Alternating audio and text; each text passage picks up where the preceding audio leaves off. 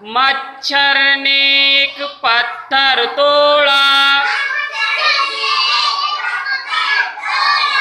पत्थर में से निकला घोड़ा,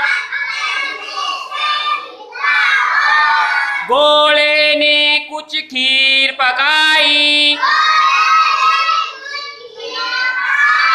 खूब मजे ले लेकर खाई। इतने में उल्लू आया, उल्लू ने ये खेल दिखाया, उसने अपनी मुट्ठी खोली, मुट्ठी में से निकली झोली, झोली में से निकली बिल्ली,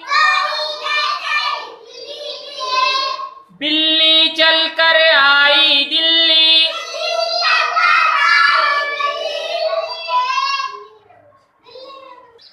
दिल्ली में कुछ मक्खन पाया,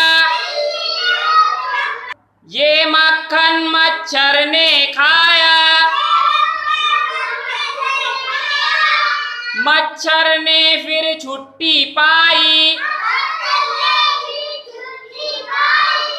नैयर ने ये नज्म सुनाई।